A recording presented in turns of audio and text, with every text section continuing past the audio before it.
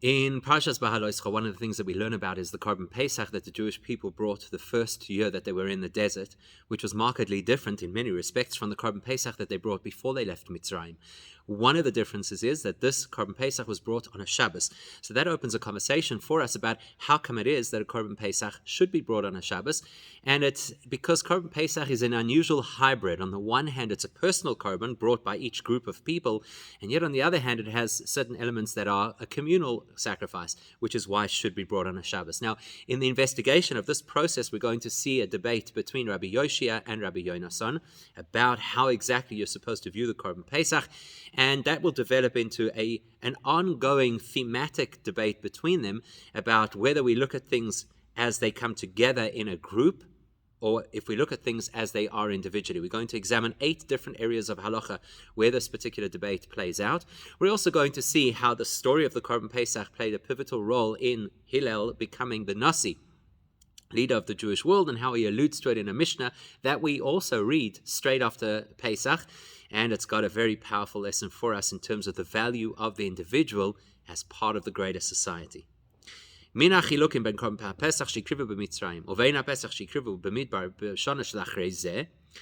the big distinctions between the Korban Pesach in Mitzrayim, the one in the desert, which is described in our parasha, that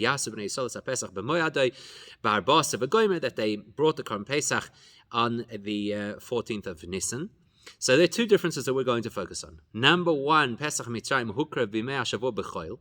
The korban that they brought before they left Mitzrayim was during the week, and we can prove this. The Jewish people left Mitzrayim on a Thursday.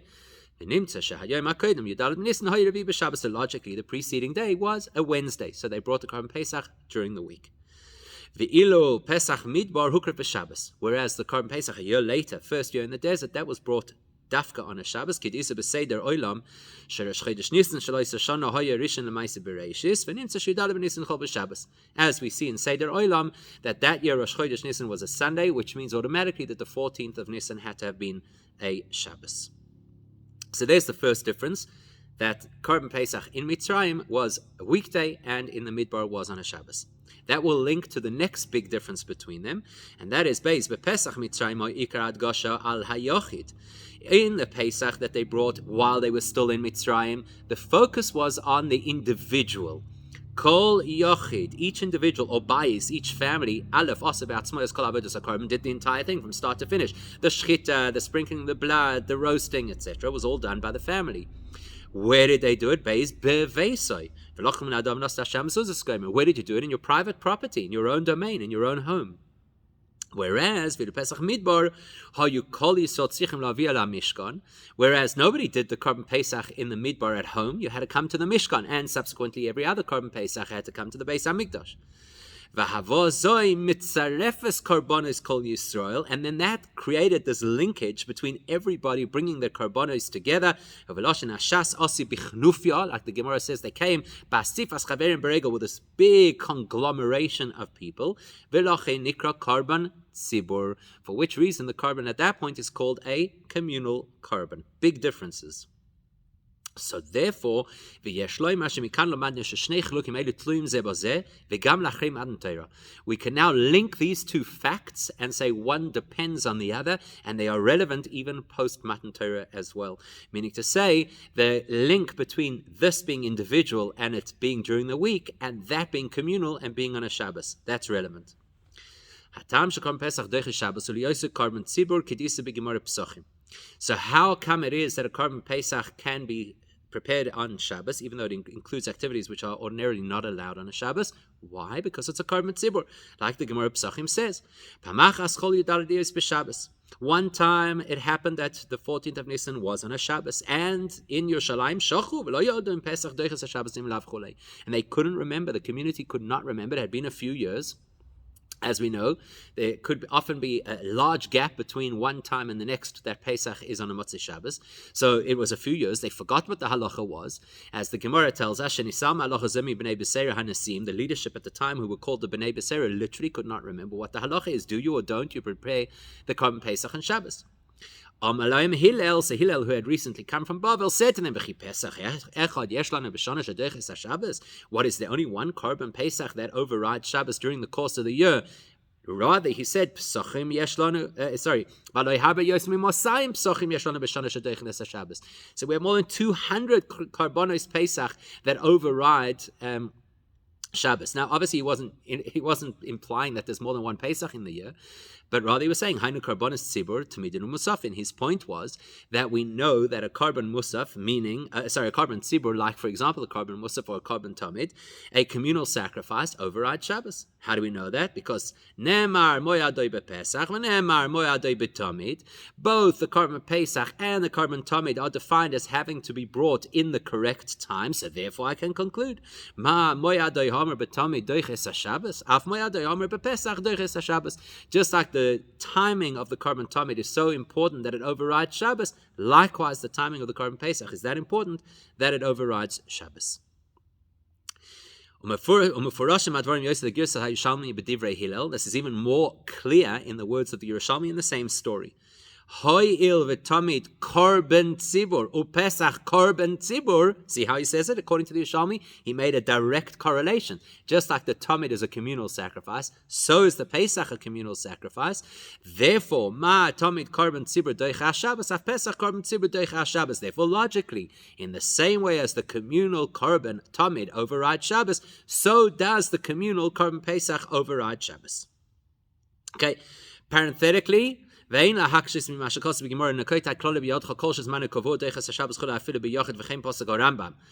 a second. Who needs it to be associated with the Korban Tzibur?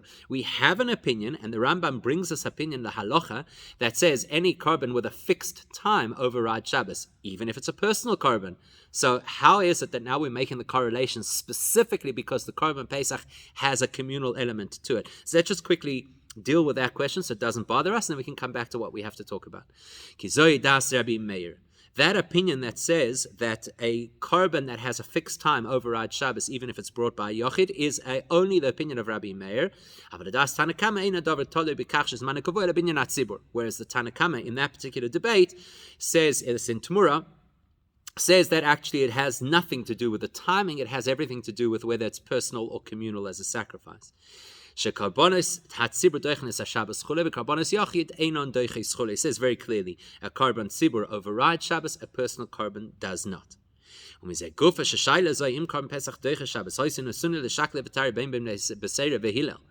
Now the very fact that there was this question and debate between Hillel and the Bnei Beseira, is the Korban Pesach a communal sacrifice or not? And the big part of what we're going to focus on in the Sikha, the debate between Rabbi Yoshi and Rabbi Yonasan,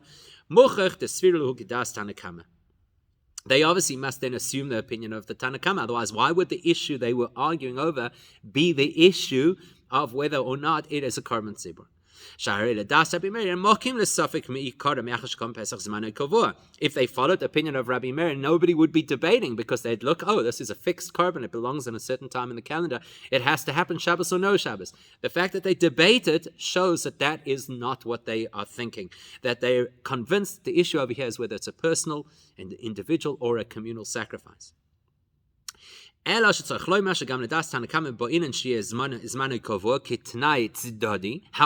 is important to note, and this will come up again right at the end of the Sikha, it is important to note that even the Tanakama will also require a time element, because of course if a korban did not have to be brought today, why should it override Shabbos, even if it is a korban tzibur?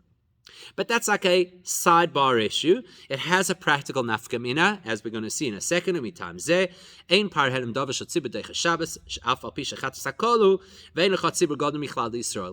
there's a korban that we bring if the entire community forgot a particular halacha and transgressed that particular halacha. They have to bring par helem dava shel tzibur. So it is a communal sacrifice, but it doesn't have a specific date, and therefore it cannot override Shabbos. Okay, so we've parked that issue. We thought perhaps you might argue that the reason Korban Pesach overrides Shabbos is because Zmanoi Kavua. We now know clearly that that is a Das Yochid, and everybody in our conversation goes with the view that the only reason Korban Pesach should override Shabbos is because it has at least an element of Korban Tzibur associated with it. Therefore, if you go back to the very first Korban Pesach that was ever brought, which we now know chronologically was a weekday Korban, and of course logically it is a Korban Yochid, that could imply to us that a personal Korban is not powerful enough to override Shabbos. Whereas the following year, when we see that they did bring the Korban Pesach on Shabbos,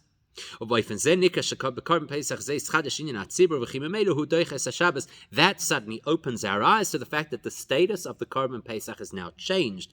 Now it is seen as a communal sacrifice. How do I know? Because look, it overrides Shabbos. So, now we're getting into the real meat of what we want to discuss over here, that the Korban Pesach is actually a hybrid. So as far as Shabbos is concerned, we'll consider it a Korban Tzibur and therefore can override Shabbos. But it still retains elements of a Korban Yochid. In fact, the truth is that a Korban Pesach is much more a personal Korban that also has a Korban Tzibur element, if you're clinical about it. Because Kol Chabura v'Chabura Mevia Korban Nifrad. First of all, every single group would bring their own Korban Pesach. Nobody else is bringing your Korban Pesach. And they had to pay for it out of pocket. Not from the communal funds. Unlike other korbanos that are eaten by the kohanim or not eaten at all and just brought on the mizbeach, this is eaten by the family or whoever is part of the chabura. Not only that, but actually, the whole goal of the Korban Pesach is to be eaten. Now, the Korban Tamid, the whole goal of the Korban is to be on the Mizbeach. So that tells you this is very personal. And there are various other halachas, like the fact that you can only participate in the Korban Pesach if you were part of the group, assigned to the group before Pesach came in. All of these details highlight the fact that the Korban Pesach is first and foremost a personal korban. The korban tzibur, the korban tzibur, is something that it also has. It also has this element of tzibur. What's the tzibur element of it? That everybody comes together, that we divide the whole community into 3 groups. So you have these massive groups of people all bringing the korban at the same time. But what's relevant for our conversation is what's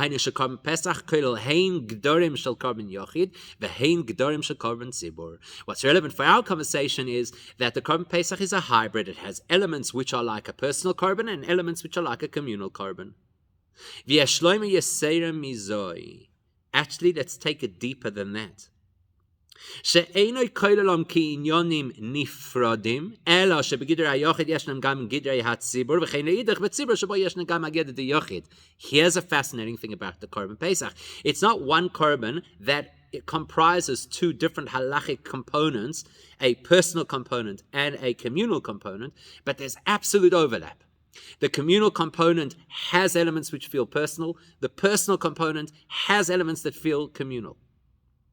For example, michad gisa kenal hapesach korim imamoina shel yochid loy ba mitchilase ela lachilo ve'in nechel ela limnuyov. There are 3 examples of how it's personal: your money, your group, and it's for the purpose of you eating. Which is why each group needs its own individual lamb that it's going to use as the korban. But look, the private element has to be part of a public experience. Your personal group spending your money, eating your korban that is designed for your personal consumption has to be part of a communal event where everybody gathers together in the Beis HaMikdash in 3 groups. On the other hand,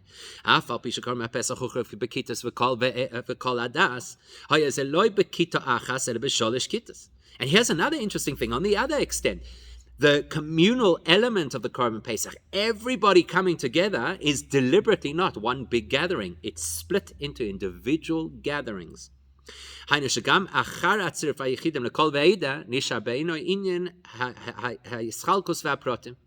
So even after we bring everybody together, we do it in such a way that you still feel the sense of individuality. So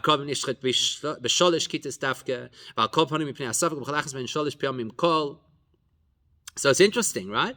We split everybody up into separate groups to represent the fact that the Torah uses the expression Kal Adas Yisrael, that there's three different groups that happen over there. In other words, what we're seeing over here about a Korban Pesach is that it is an incredible hybrid of both the personal and the communal. That will lead us into a fascinating conversation about exactly that, the balance of the communal and the individual, and how that all works together, what takes precedence, and what is the more powerful element, the individual or the communal.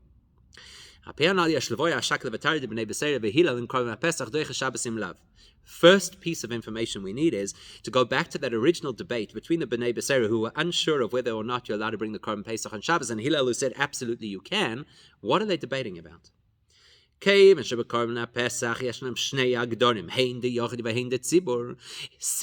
Korban Pesach has both elements that are private and elements that are communal, you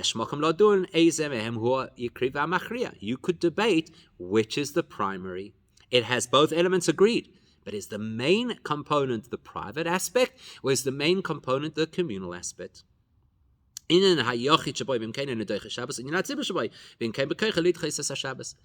we feel that the primary element over here is the private side of the Korban Pesach, then it cannot override Shabbos, like the Bnei B'Sera were worried.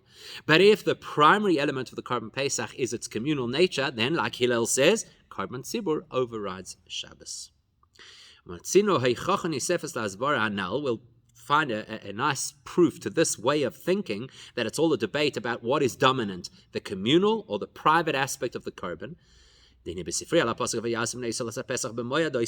parsha, where it says that they made the Korban Pesach, they brought the Korban Pesach at the correct time 1 year later. Esau, it says in the Sifri, there the Sifri tells us that the same debate about whether or not a Korban Pesach overrides Shabbos is debated between Rabbi Yosha and Rabbi Yonasan. Rabbi Yosha Yalif mi b'moyad doisha Korban Pesach doicha Shabbos kidas Hillel. Rabbi Yosha says, but it has to be b'moyad. It has a fixed time. It has no choice. It can only be brought on the 14th of Nisan. So like Hillel, he says doicha Shabbos. For Rabbi Yonasan Omer, he argues, Rabbi Yonasan says that's not a clear proof. That means that Rabbi Yonasan still had a doubt and wasn't absolutely convinced that just because you have that word, that means automatically that it overrides Shabbos. In other words, Rabbi Yonasan had the same questions that the Bnei B'Sera had.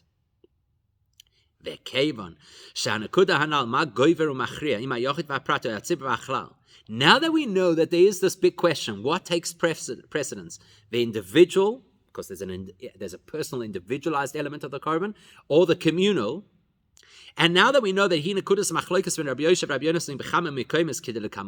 and now that we know that that's what Rabbi Yonasan and Rabbi Yosha are debating over here, and as we're about to discover in 7 other places, we can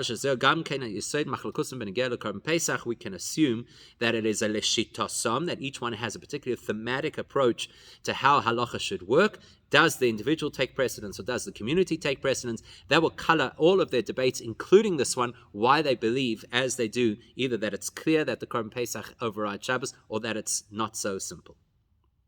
So, here are a string of examples that show that Rabbi Yoshia and Rabbi Yonasan argue along these exact lines in other places as well. Bivnei Adam. First example relates to humans. Are humans defined by individuals, or are they defined by communities? And we're going to look first, Aleph, Birani Dachas. The halacha of Irani Dachas, which is a city in Israel where the majority of the people have served Avodah Zarah, and now we have to destroy everything. Sa'ad kama oisin Irani Dachas. How many people? What's the minimum? What's the maximum? How do you define what is an Irani Dachas? So mi Yud Vad Kuf Divrei Rabbi Yoshia. According to Rabbi Yoshia, if it's more than 10 people and under 100 people, that is already considered Irani Dachas. Rabbi Yonasan says the minimum amount is 100 people, and then the maximum extends until it's the majority of the entire shevet, in which case it's no longer Irani Dachas. So now Rashi explains, why does Rabbi Yoshia say that the number is between 10 and 100? Because if it's fewer than 10 people, nobody in their right mind is going to believe that a city comprises a population of less than 10 people. So the minimum has to be 10. And if it's more than 100 people, they are no longer considered just a city, they are now considered tzibur, a large community. So what's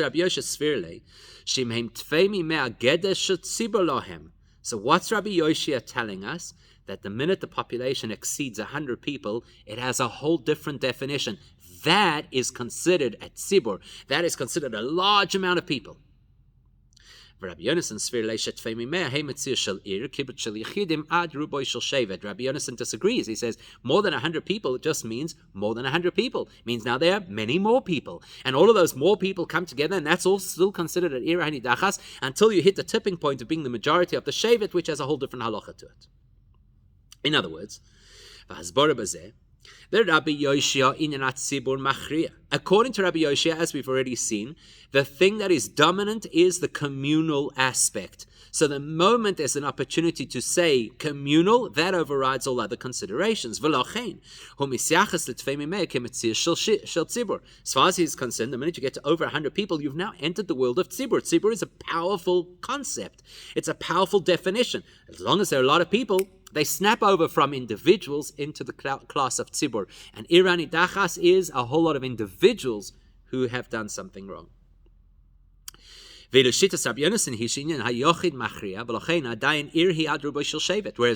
says, no, the most important thing is the individual. So keep adding individuals and you still have individuals. And the only time the halacha will change is when the majority of the shevet has been indicted. And that's a different concept. But as long as you have more and more and more and more people, we don't suddenly call them a tzibur. We just say many people, because the dominant aspect is the individual. We can see a similar discrepancy between them with regards to that number between 10 and 100, that according to Rabbi Yoshia is already an irani dachas and not yet according to Rabbi Yonasan, simply because Rabbi Yonasan because Rabbi Yonasan says less than 100 people, that is not even considered a group. That's considered just individuals, and therefore you cannot call this a city, or irani dachas. Rabbi Yoshia says, what do you mean? There's already a group of people together. Groups become things. They become entities. So a group of people, over 10 people, is enough of an entity to already be ira hanidachas. There they are, l'shita sayhu. Rabbi Yoshia looking at, let's see how we create a group, because the group is the dominant force. Rabbi Yonasan saying, let's see how we consider individuals, because the individuals are the dominant force. Here's another example, also in the human space. When it comes to the prohibition in Torah against cursing one's parents. So the pasuk says, a person who will curse his father and, that's what the lashon is, and his mother. From that I can only derive that if a person curses his father and his mother, then he is liable. But aviv shelo imoy shelo aviv minay. And how do I know that if a person only curses one of his parents that he would be liable as well? Talmud loima. Therefore the pasuk had to add another expression. Aviv ve'imel kilel domov boy. That if a person cursed his father and his mother, then it's blood on his own hands, which means aviv kilel if he cursed just his father, imoy kilel if he cursed just his mother. Divrei Rabbi Yoshia, we derive it from the second pasuk. The original pasuk implied that both together would be the prohibition. I needed a second pasuk to clarify that cursing just one parent is already forbidden. Whereas Rabbi Yonasan Omer mashmash neim ke'echad mashmecha bifnei ashif lecha kosev yachtov. Rabbi Yonasan says, why do you need to play these mental gymnastics? The Torah is telling you that each individual is a transgression. If a person curses his mother, it's a transgression. His father, it's a transgression. Until the Torah uses a word to tell you that they're conglomerated, we assume that they're individuals. Both of their sporos exactly as we expected. Rabbi Yoshia Shishler Shishler is mashenemar va'yikal lesavi ve'asimoy kiklal echad. Rabbi Yoshia, who always looks at things trying to see the whole entity, straight away sees, oh, father and mother, that means one item. Elu shehoilidu ish zeh, the people who gave birth to this man. Therefore, were it not for the fact that the Torah added another prohibition to say one who curses his father or mother is liable, logic would have said they both go together, because we naturally gravitate in Rabbi Yoshia's world to seeing things in groups. Rabbi Yonasan, on the other hand, always looks at things as individuals. So the first thing he notices in the pasuk is the individual. The father is an individual, curse him, and that's a transgression. The mother's individual, curse her, and that's a separate, different prohibition. Unless the Torah will go out of its way to say together. And therefore, as far as he's concerned, I don't need an extra pasuk to teach me that there's a separate transgression for a father, and for a mother it is self-explanatory. Why? Because he sees things through the eyes of Yechidim. So those are two examples that relate to humans. Now let's look at examples that relate to korbanos. Well, Pesach Kenal, we've already discussed their two views about Korban Pesach, that the Rabbi Yosha automatically sees it as a tzibur reality, and Rabbi Yonasan sees it as an individual reality. Here's another example, when it comes to bringing a bird as a korban oila on the mizbech. So the pasuk says, that you want to bring this pleasing aroma to Hashem through either cattle or sheep. Why does it say it? Once the Torah uses the word oila, I would have thought then that when you bring a korban oila of any kind, including a bird, you always have to bring the accompanying nesachim. Therefore, Rabbi Yoshia says the Torah had to clarify that we don't look at everything as one group, the whole korban oila with all of the possibilities of all the different creatures, all as one law. The Torah had to specify bakar and soin, because I would have assumed otherwise that they all are the same law, including birds. Rabbi Yonasan says, I don't need a special pasuk. The Torah uses the word zevach. Zevach is a word that applies only to animals and not to birds, so I naturally know that a bird is excluded. Why? Because from Rabbi Yonasan's perspective, I'm always looking at each thing individually. So I have no reason to include the bird if it's not referred to by name or referred to by a language that would apply to a bird. Zevach does not apply to a bird. So, Lefi Rabbi Yoshe came and Shieshef Shoros Lefar Zevach Beifan HaKolim Mitzaref Yachadas Kol HaSugim V'gam Oivshem Likas Zay Shchitas Bichlalam. As far as Rabbi Yoshe is concerned, Zevach, that's a tzibur word. It's a collective noun for any kind of creature that is brought on the Mizbeach, be it animal or bird, be it shechted with a knife or melika with a thumb. Doesn't make a difference. The main thing that we look at is the group. And therefore, Rabbi Yosha says, I have to find a way that the Torah could exclude something from the group if it intended to exclude. That's why the Torah said, bakar and soin. Whereas as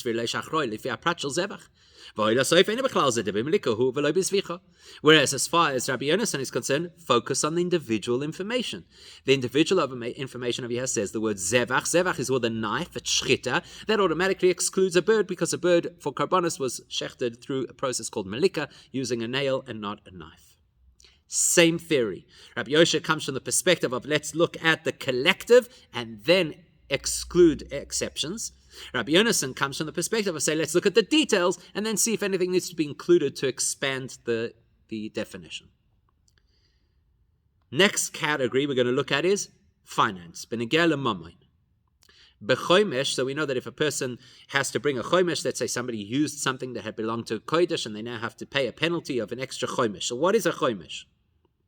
Direct translation, a fifth. Says the Torah, you have to add, in addition to the fact that you have to repay what you used, you have to add this penalty of a chomesh. So how much is a chomesh? There's a debate between Rabbi Yosha and Rabbi Yonasan. Sheyehu v'choimshoi chamisha divrei Rabbi Yoshia, Rabbi Yonasan em chamishisoi choimshoi shel keren. So Rabbi Yoshia takes the approach that he says, okay, so let's say a person stole a particular item, or used a particular item that he shouldn't have used. He now has to pay back that item Plus, he has to pay back a penalty where when we calculate the entire penalty, it will work out that the addition you have added is 1/5 of the total you're now paying. Rabbi Yonasan says, no. How much did you use? Add 20% to that. So Rabbi Yoshe is insisting that you pay essentially 25%. It's pretty much what it works out to. Whereas Rabbi Yonasan is saying you pay just 20%. Why? Because the logic of Rabbi Yoshe is you take the chomesh fifth, you add it to the total. Out of all of that, you calculate a total, which you then pay 1/5 on. It's sounds a little convoluted, but that's basically how it works. You put it all together into one big group. Whereas Rabbi Yonasan says there are two distinct things happening over here, as we'll see in a moment. So Rabbi Yoshi asvir leisha chomesh umelevar chomesh me'askum akil shel akern u'masha moisif olav. As far as Rabbi Yoshi is concerned, what is considered chomesh is the percentage of the entire total of the original amount plus the additional amount. Now take a percentage of that. Whereas Rabbi Yonasan svir le chomesh melagav chumshe shel keren. Whereas Rabbi Yonasan says, no, let's just keep it like really straightforward. You take off 20% of whatever the total is of the original amount. What's the logic? The explanation is this. Everybody will agree that the principal amount and the penalty amount are two distinct considerations. The keren is the principal amount that the person used, which has to be replaced, and the chomesh is an additional amount. But what they do have in common is they both form the correct payment that is required for this particular action that the person took where they used something they shouldn't have used. So what's the most important thing? The fact that they are both part of the repayment, or the fact that they're each individual components? Rabbi Yoshe straight away says, let's bring everything together into a group. So as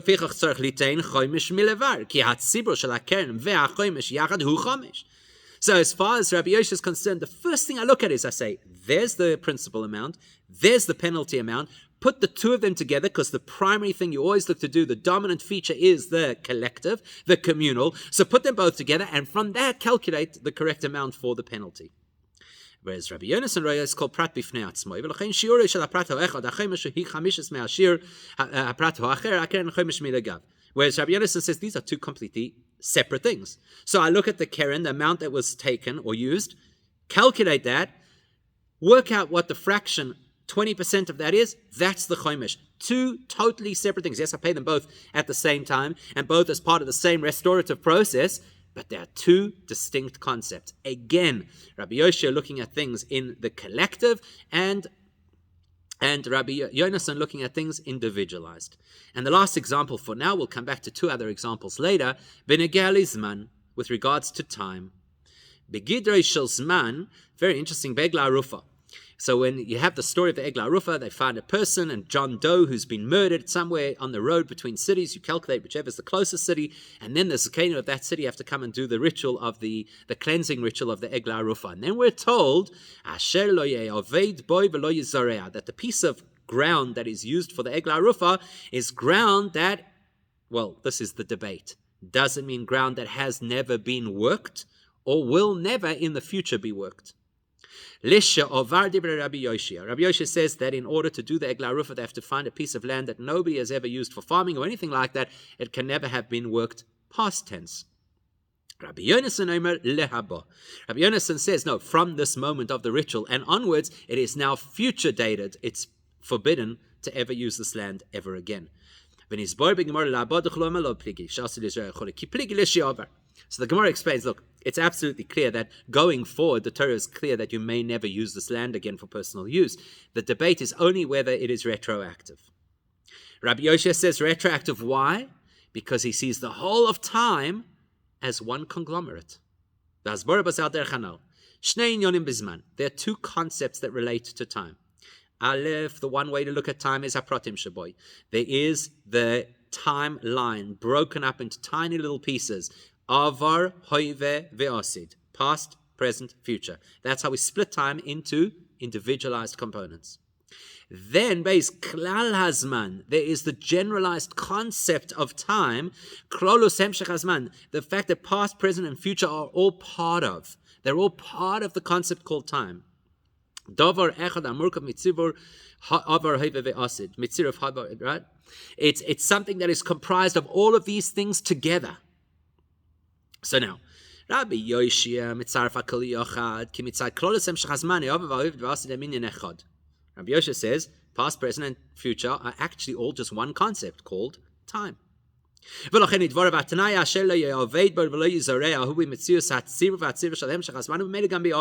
Therefore, as far as Rabbi Yoshi is concerned, the Torah is giving us an instruction over here that is regarding time. As far as he's concerned, time is one hemshech, one continuum. And therefore, the halacha of time starts retroactively because you cannot split time. It's a tzibur, it's a collective, it's a conglomerate. Aber Rabbi Yonason misachas di prote azman, v'rei kol prat over hoive v'yasikinyan b'fnei atzmoi, v'lochen adaitet in zeh neger rak liyasid labo v'lo liyavar. Whereas Rabbi Yonason looks at it totally differently. He says there was a time in the past, there is a time now, there will be a time in the future, and the one is not automatically attached to the other. So in the past, it might have been acceptable to use this land, and nevertheless, from here going forward, it may not be used any further.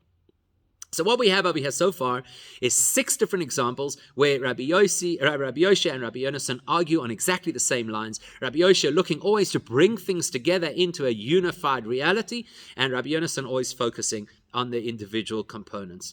Now, we have a principle, which is that if 2 people debate about a particular issue, and it's clear that they're using the same logic throughout, we have to ask ourselves the question, so why did you have to tell me the same thing 6 times? Surely you could have established it for me once, and I would have then extrapolated to every other time where you have an argument. I'd know this is why you're having the argument. Why do we have to know this information 6 times, or as we're about to see, 8 times? And the argument has to be because if I had not defined this debate along these lines in each case, I would have had a reason to think maybe they're debating about something else. Maybe it's not this logic. Maybe it's a different issue that they feel is on their minds at this time. So we've explained multiple times that if you have an argument which follows a consistent approach and yet it's repeated multiple times, we have to find a reason, a motivation for why each of those arguments had to be presented independently. Because if we cannot prove that logically, then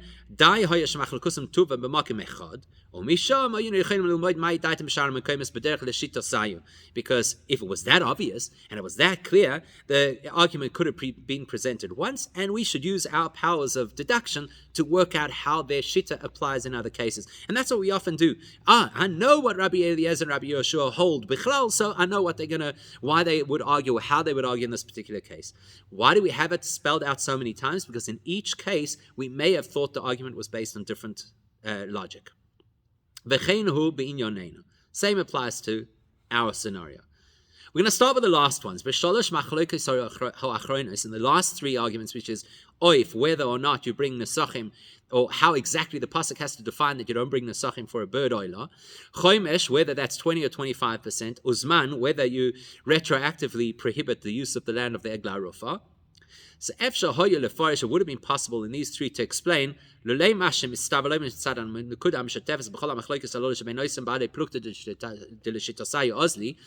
of course we're looking to say that the reason they argue in all these 3 cases is because they have their specific consistent approach that applies to all 3 cases. But you might have argued differently. And you might have argued that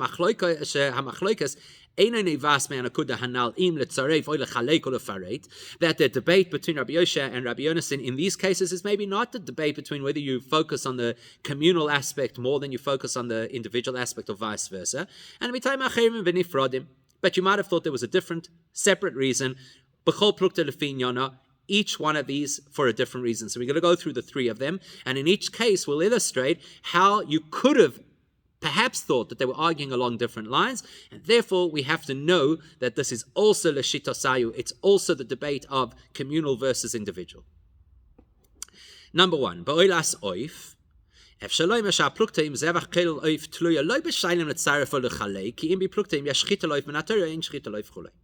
So the debate about whether or not a bird is automatically included in the karbonos and has to be specifically excluded by a pasuk, who says that that has anything to do with the communal or the individual? Maybe it's a different halacha, whether the Torah requires shechting for a bird. We know that the Torah does not require shechting for fish or for locusts, so perhaps the Torah also doesn't require shechting for a bird. Now, the fact that such a debate does exist in the Gemara is actually in the context of ordinary food for you and I, not for karbonos. And we all know that a carbon needs milika, at least the nail of the kohen. Still, but if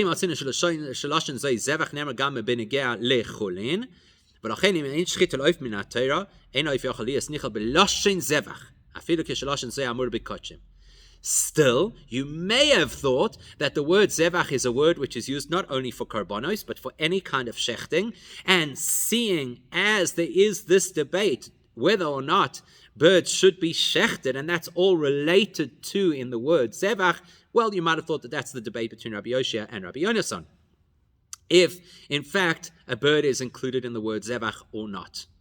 So therefore we have to know, no, that's not why they're arguing. Rabbi Yoshia and Rabbi Yonasan are arguing over there, leshita sayu, following their consistent approach that Rabbi Yoshia says we look at the klal, the tzibur, and Rabbi Yonasan says we look at the individual. Next example, chomesh. So now here's an example, a classic example of where you add chomesh. Let's say that a person dedicated a particular item that they wanted to make hektish, and then they changed their mind. They say, actually, I want to buy it back. So we say, that's fine. You buy it back, but chamishisoy yosef alav. You've got to now pay the extra chomesh. So the Rambam says there's a psychology over here. The Torah looks and analyzes the human psychology. The nature of people is to amass wealth. Therefore, what's a person going to do? Look for the cheapest way out. I want to buy this back from Hektish. Either I was Makdish or somebody else is Makdish. I want to buy it from Hektish at the cheapest possible rate. So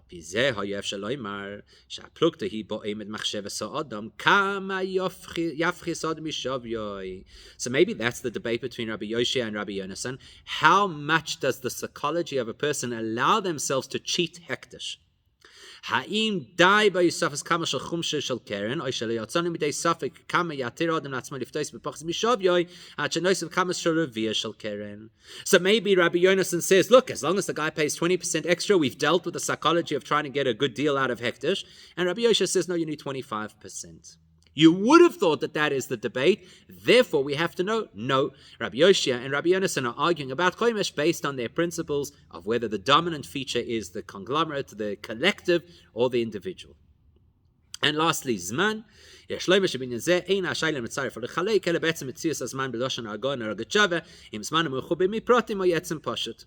The whole debate between Rabbi Yoshia and Rabbi Yonasan about the Egla Arufa and the retroactive prohibition might actually be a debate about how you perceive time. Do you perceive time as a whole lot of dots along a timeline, or do you perceive time as one organic reality?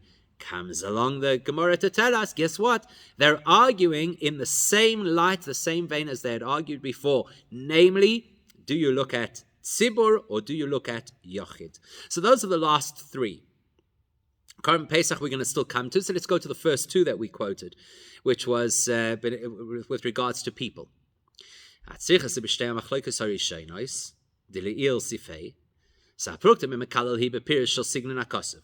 Maybe when we look at the pasuk about cursing parents, maybe it's a debate about how to understand the style of the way the Torah spoke. In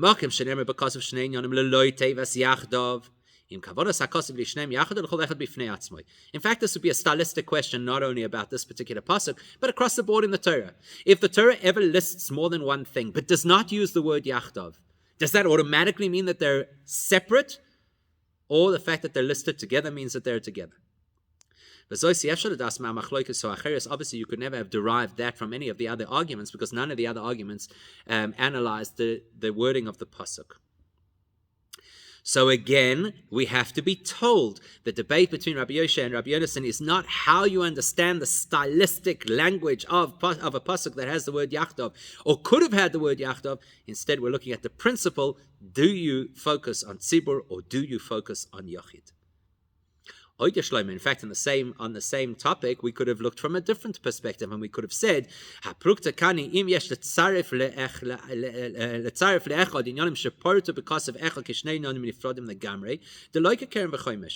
what happened over here. Here is a pasuk. So maybe keren v'chomesh, it's spoken about together. The Torah is telling us about a single payment. So therefore, we could argue, Rabbi Yoshe says single payment. Look at the whole thing as a conglomerate.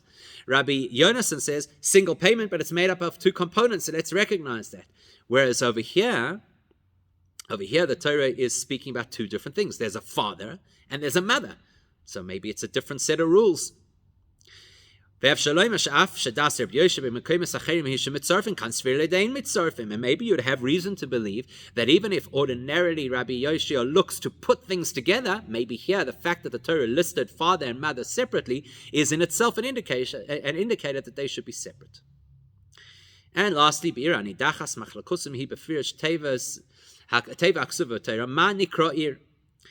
to the Irani Dachas, of course, the core of that whole debate is, what is a city? Maybe that's their argument. How do you define that word ir in the Torah? And at which point does the term ir no longer apply? And now we look at either groups of, either we look at individuals or we look at something that's larger than a city. And so there also we have to be told, no, the machlokas of Rabbi Yoshe and Rabbi Yonasan is whether we look to bring things together into a communal element or to see them separately. You'll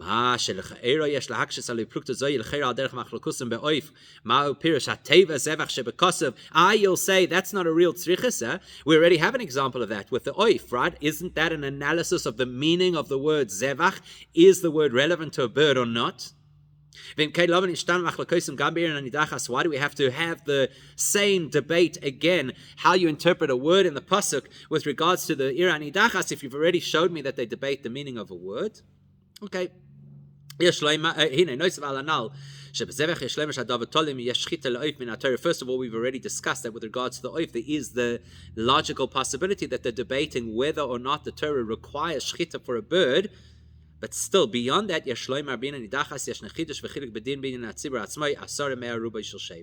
we could actually argue over here that we're not just trying to understand what ir is, just what the meaning of the city is, but that when you deal with an Irani Dachas, perhaps there are different halachas that apply to different amounts of people. And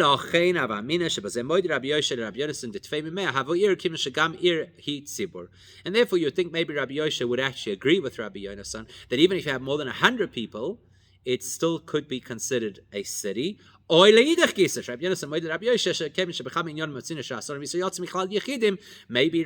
would actually agree with Rabbi Yoshe that 10 people is already considered a group, because we have a minyan, we have Ada, we have various other examples of where the number 10 could actually imply a city. The point is that in each of these arguments, there was the potential of having read the argument a different way, and so we have to remind ourselves that there's consistency over here, and that Rabbi Yonasan and Rabbi Yoshia are always arguing along the same lines. Do we look at the klal or do we look at the prat? Do we try to create a tzibur or do we focus on the yachid? Now, Shittas Rabbi Yoshe b'Mekalel, Letzar Shnei Protim Aksuvim Yachad B'Torah. Let's go back for a second to the story of the Mekalel. Okay, so Rabbi Yoshe takes the view that the Torah says a person who curses his father, a person who curses his mother. I automatically think he's talking about, in the Torah it's talking about both of them together. So my natural instinct is to believe that you're only liable if you curse both parents, chas v'shalom. And I need a separate pasuk to separate the two. It's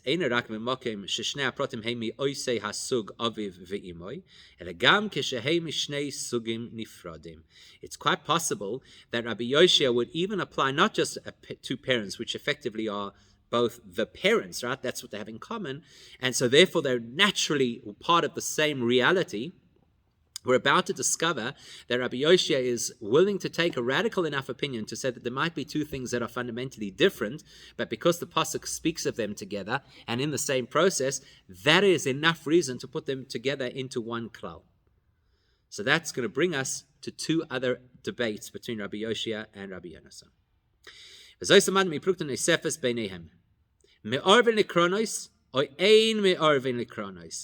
So here's a debate.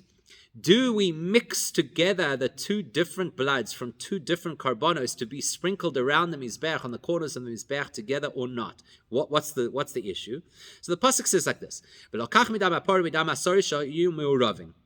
So on Yom Kippur we have what's called the par, which we're going to see. We'll see in a second. Okay, so you have the bull and you have the goat that both have to have blood sprinkled on the mizbeach on Yom Kippur. And they have to be mixed. Rabbi Yoshia says the two bloods have to go into the same container and be sprinkled together onto the mizbeach. Whereas Rabbi Yonasan, whereas according to Rabbi Yonasan, you first sprinkle the one and then you sprinkle the other. What are these two karbonos? So Parashal Kohen Gadol Yom Kippurim hu karban yochid. The bull that we're talking about is the bull that the Kohen Gadol brings to be mechaper for himself. That's a personal korban, private korban. Whereas the goat is a korban on behalf of the entire community. Then nevertheless, Rabbi Yoshia says, mix them all up together. So not only when it's two parents that the Torah speaks about in the same pasuk, does Rabbi Yoshia say, combine the two parents into one prohibition, because they're similar, even when it's blood from two completely different karbonos with two completely different halachas, Rabbi Yoshia still says, combine them together because the pasuk said them together. Now that we're doing the comparison between the mixing of the bloods and the cursing of the parents, here's another chiddush with regards to the mixing of the blood. Not only that, Rabbi Yoshia believes you take two different things and combine them because of the way the pasuk presents them. More than that,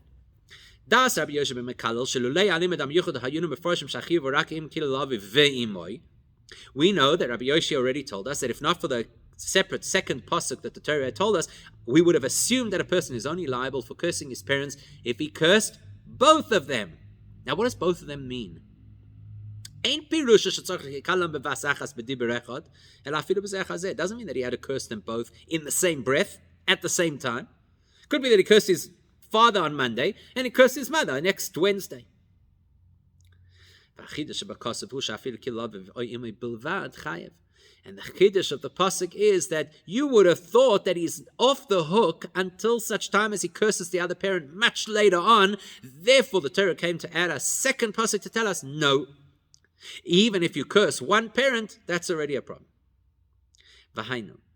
שבנידן זה הסבור לצרף אנשים שצריך הן באביו והן באמוי, אבל גם בשיח הזה, ולהסבור לחלק לפרט היא שדי רק באחד מהם. So now what's interesting about this this understanding of the klala is that logic would have said you need both parents to be there before there is a chiyuv, and that could be years down the line. And then the pasuk came along to tell me a major chiddush with a second pasuk. Guess what? Even if a person only curses one of them, he's already liable. Now let's compare that to this idea of mixing the bloods. When it comes to sprinkling the blood, everybody agrees that you have to sprinkle the blood, both bloods onto the mizbeach.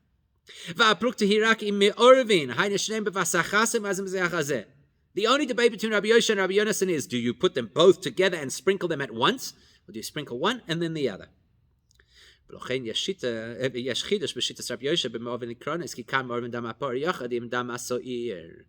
So here you suddenly see the chiddush of Rabbi Yoshia. Not only is he saying you do it both at the same time, he's saying you mix them both into one unit. In other words, the Torah is telling us that tzibur is such a big deal that you take separate things, you turn them into a single unit, and then you sprinkle them. The chiddush of sprinkling them at the same time, even Rabbi Yonasan would agree with that. Rabbi Yoshia's point is that the Torah wants the tzibur to be so much of a tzibur that they actually become one mixture of blood. By the way, meidach yeshna chidush gam b'shitas Rabbi Yonasan b'me'orvin likiranos. There's also there's a chidush from the perspective of Rabbi Yonasan. Why? Canal hasoir hu korban sibur. As we've already identified, the goat is brought on behalf of the community. So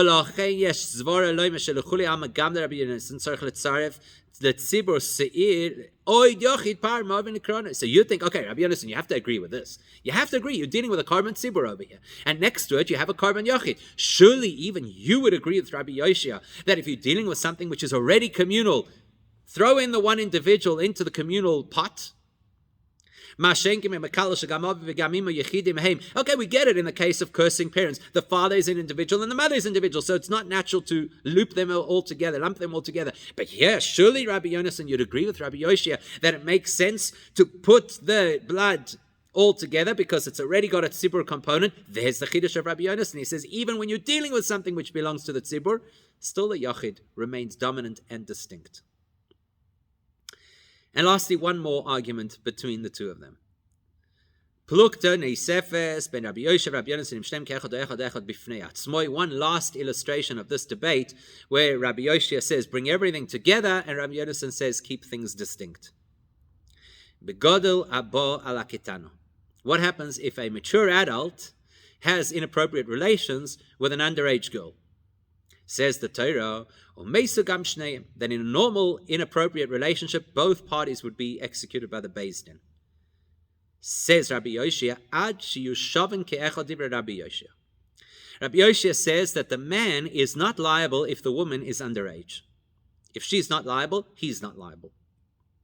Rabbi Yonasan says they're unrelated to each other. If he does something which is an avera, he is liable.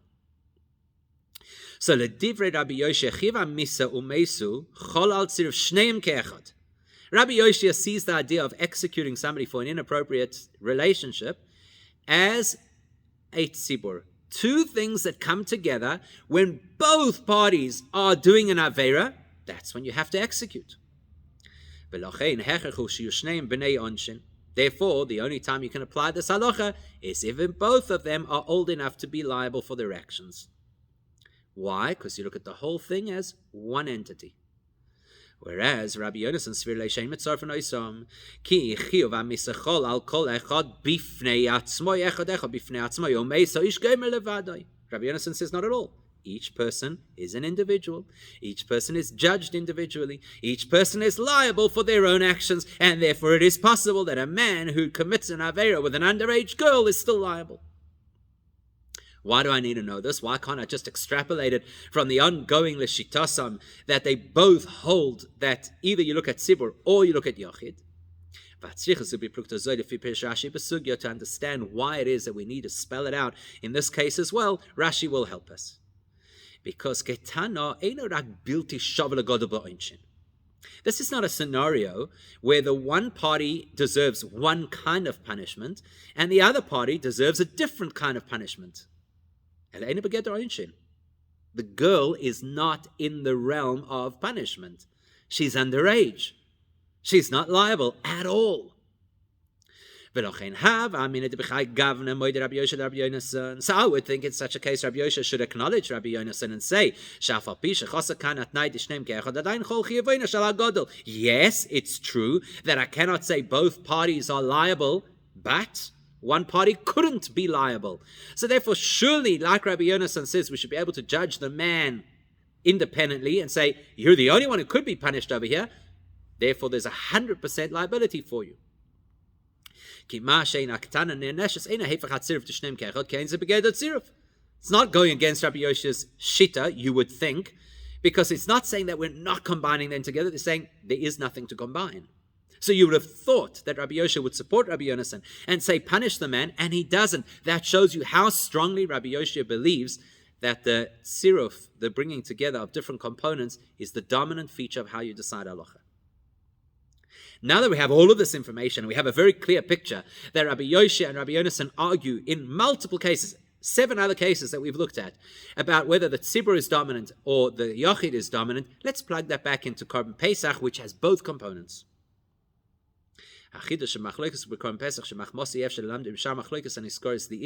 something unique about Pesach, which is why the Korban Pesach could not have been derived from any of the other 7 cases.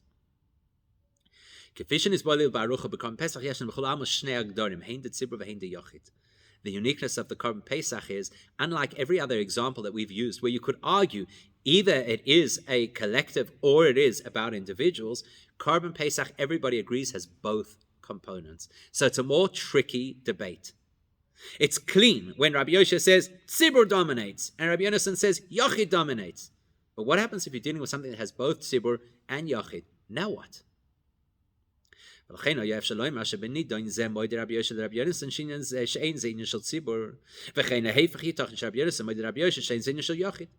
here there's logic to say this could be the case. Rabbi Yosha says, you're right, there's a Yachid component, that's actually what we'll focus on. Or Rabbi Yonasan could have said, Rabbi Yosha, you're right, there's a Tzibur component, that's what we're going to focus on. So that's why we needed to have their debate here as well. Now,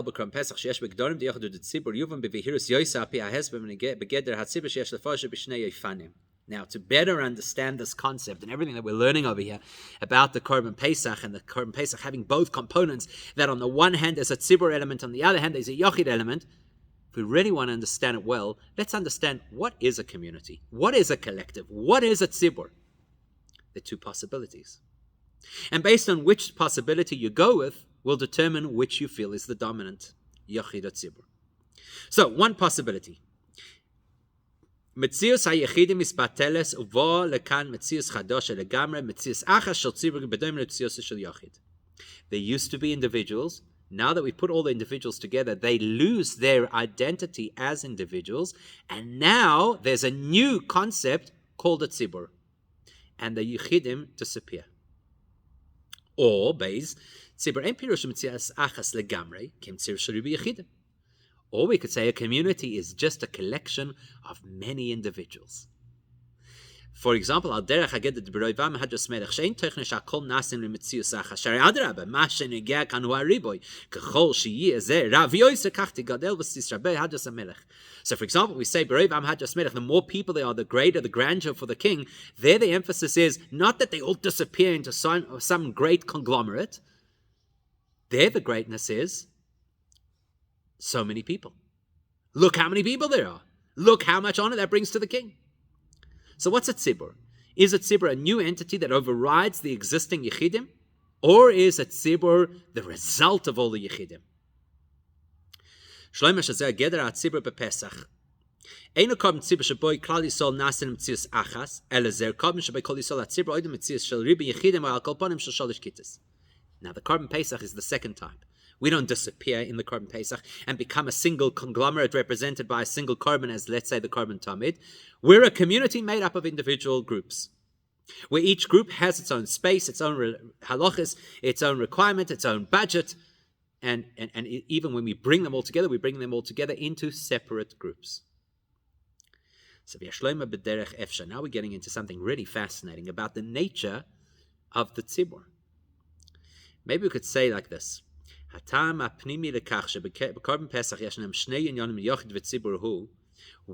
is the Korban Pesach of all things the one that has both facets? Why is this dafka where we find a tzibur and a yochid element? Pesach Uzman Aledet Shalom Yisrael, Navi Cheskel tells us that Pesach is the birth of the Jewish nation. So it's not surprising then that the Korban Pesach will illustrate to us the 2 primary characteristics of the Jewish people. This is our time. This is when we came to be. So this Korban will tell us who we are. And we have 2 different elements that make us who we are. On the one hand, on the one hand, we are a singular organism. All of the Jews come together to make one single entity. Yet on the other hand, every single one of us is a microcosm. Every one of us is an entire world as an individual. It's paradoxical, but that's the Jewish reality. One union where each individual is a whole world.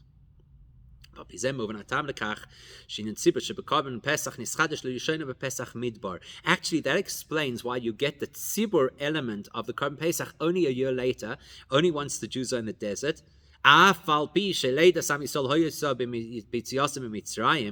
would have thought we should have had this right from the get-go, right? Exodus is the time where we become a nation. That's our birth. Surely then you should have already had both components. Why does it wait a whole year? Because because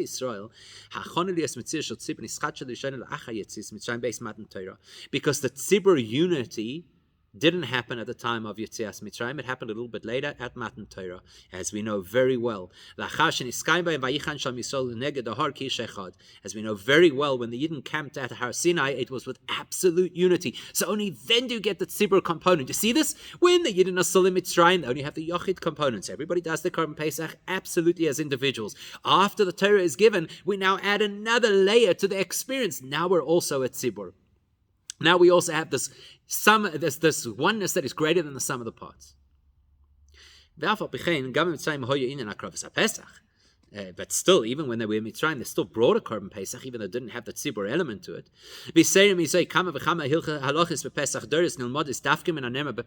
In fact, many of the practical halachas we learn for all Korban Pesach till the end of time, we get from Pesach Mitzrayim. That shows us that Pesach Mitzrayim is the beginning and the source of every Korban Pesach that would follow. Why?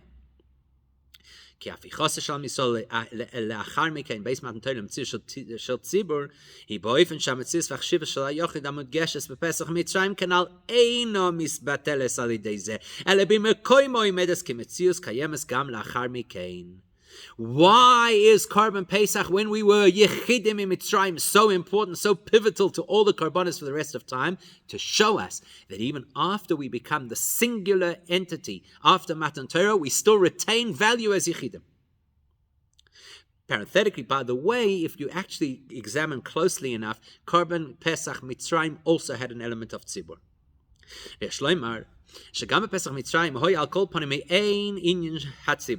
There was a taste of the tzibur element already still in Mitzrayim at that Korban Pesach. As the Medrash tells us,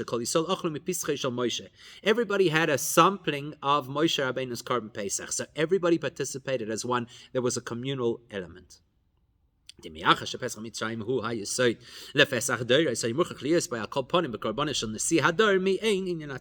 Because as we've just defined, Korban Pesach is the source, the cause of every other Korban Pesach for the rest of time. It had to have something that was similar to the rest of Korban Pesach for the rest of time.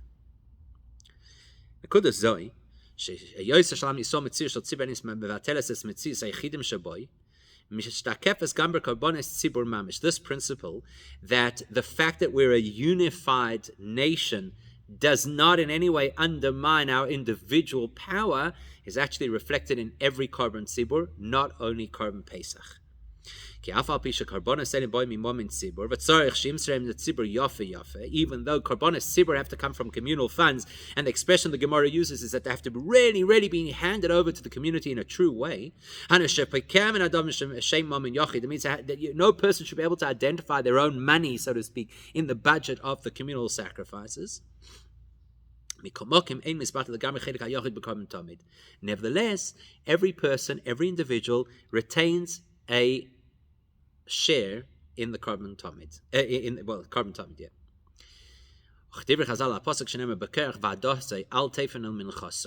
Like we see when Moshe Rabbeinu said about Korach, Hashem, please don't turn to their offerings. So what does it say? Rashi brings it, I think, too, that it says that Moshe Rabbeinu was saying, I know that they have a chelek in the Korbanos Tzibur, they have a chelek in the Korban Tamid, please do not consider their chelek. There you have it, that a Korban Tzibur has a personal connection as well. In addition, he has another example of how the individual is powerful, but not more powerful than the community is. What if you have to weigh up individual versus the community? We do not relinquish an individual to save the community. You would have thought, Community is the main thing. We're now this one big entity of unity. No, the individual is that important that you don't sell out the individual.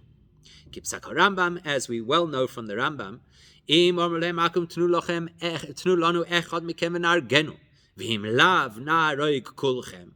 what if the Goyim come to us and they say, give us one of you people, otherwise we're killing you all? The Rambam says clearly, you do not surrender one Jew, even if it will imperil everybody.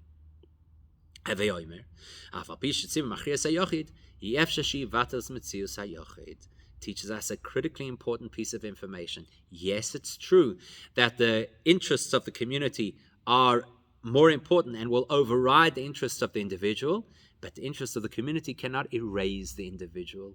So there's the paradox. We're all part of a community, yet we all retain our individual worth. Everything we've learned till now, Tzibur, Yachid, the importance of the community, the value of the individual, all plays out in the story of Hillel when he becomes the Nasi and when he proves to the Bnei Beseira that you can actually bring the Korban Pesach on a Shabbos. And it's no accident that we always read this straight after Pesach. So in the same way as we've described with regards to the tzibur, that the tzibur has to have this duality. On the one hand, the tzibur has to be a unified organism, and on the other hand, it has to recognize the value of every person. Every person also has to have both perspectives. The individual also has to have the balance between both. As Hillel says, on the one hand, if I don't care for myself, who else is going to care for me? The importance of the Yachid. But if I'm completely focused on myself and forget about the community, what am I? Balance of Yachid and Tzibur. The reality of a person is an individual. Ani li. On the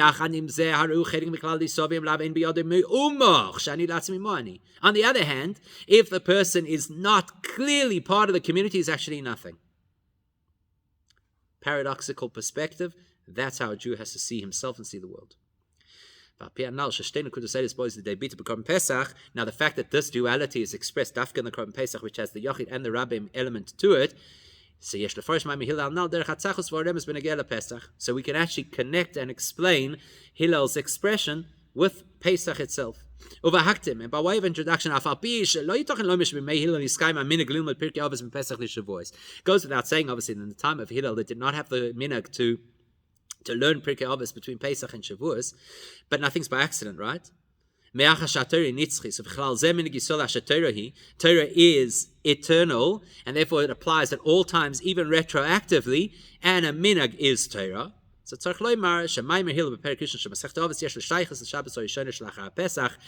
it goes without saying that this teaching of Hillel, which we typically learn the Shabbos after Pesach, is linked to Pesach. How so? The Rabbi explanation is this. As we mentioned right at the beginning, Hillel was the one who clarified to the Bnei Beseira and ruled that the Korban Pesach overrides Shabbos.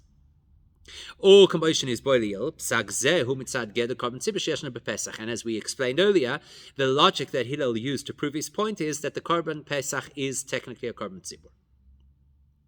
The Gemara tells us this is what prompted them not just to accept Hillel's ruling, but to appoint him as the Nasi.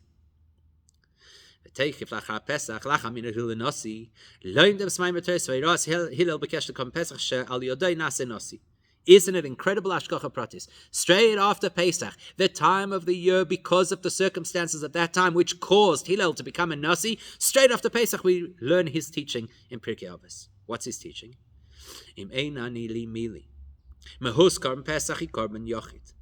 First he says, I am who I am. I'm a Yachid, and as a Yachid I deserve to bring a Korban Pesach.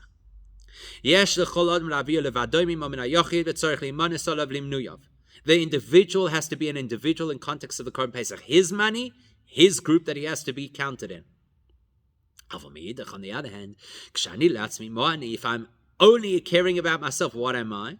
Meaning, if the Yachid is just a Yachid and he doesn't recognize that his Korban Pesach is part of the community, then he has no Korban Pesach. So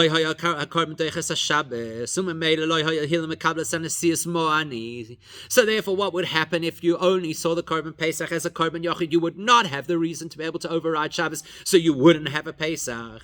And Hillel says, Mo'ani, what would I have? I wouldn't become a Nasi, if not for this argument. I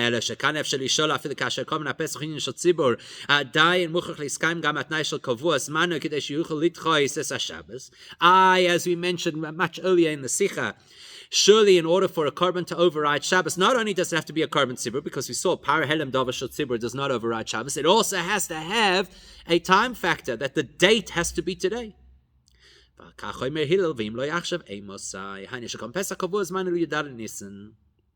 Therefore, Hillel says, if not now, if we don't bring this korban today, if it doesn't have the specific time, Amosai, then it wouldn't be a korban that could override Shabbos.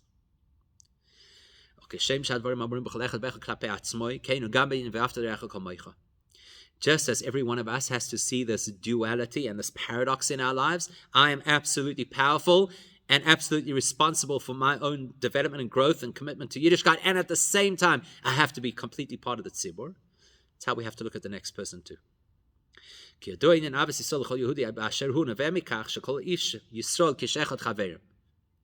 Why do we have Abbas Yisrael? Because the fundamental principle of Judaism is that we're actually all one. As the Alter Rebbe says, the Jewish community is really like the limbs of a single body. There are also various ways that you could explain that. Aleph, one way you could explain it is that each one of us is part of this great organism called Klal Yisrael.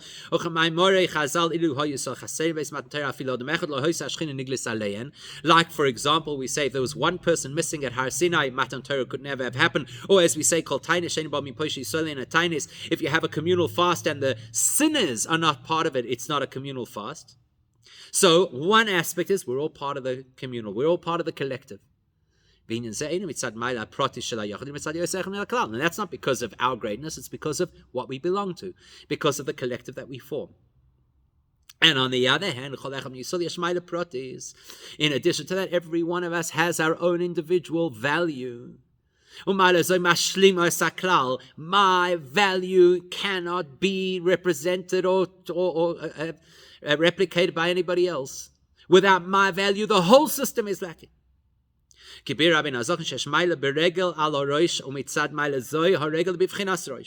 Alter Rebbe says, there's certain elements by which the leg has advantage over the head and is the head in that respect.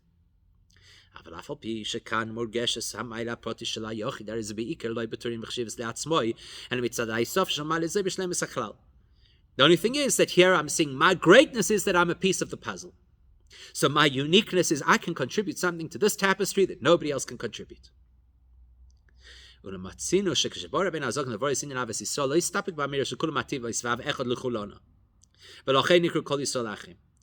fascinating is that the Alter Rebbe was dissatisfied with saying that's where it ends. That what's great about us is what we belong to. We're great because we're cogs in a wheel. That's not what he says. He says before that, Alter Rebbe, when it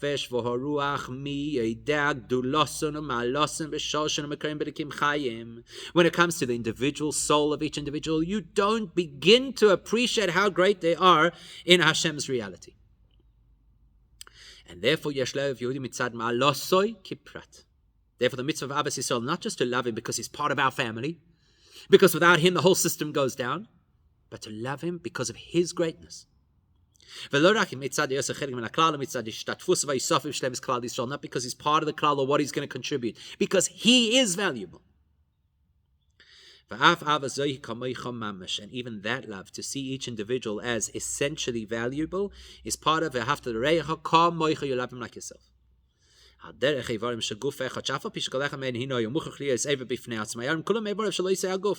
you look at the various limbs of a body, each one of course has to be individual, has to fulfill its particular task, but it all belongs to one body. When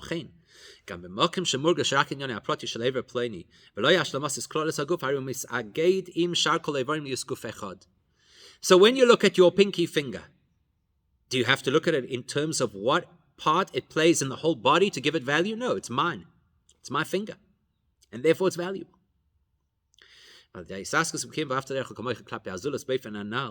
When we take this approach and attitude to Avas Yisrael for the next person, then that will invoke from Hashem His incredible love towards us. And the Eibusha will take us out of Golus also in both of these two ways. On the one hand, on the one hand, Hashem will take each individual out, because each individual is worth saving and each individual is valuable. Rashi, like Rashi says, Rashi says, like Hashem is going to take each person by the hand and literally pull us out of Golus. In fact,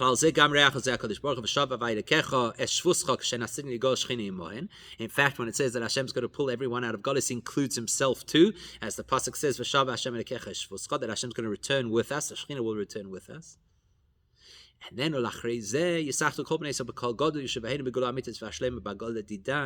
then we get to the next level, which is where we're all brought together as a single uniform organism, Kol Gadol, that should happen. Take it from Yad Mamash.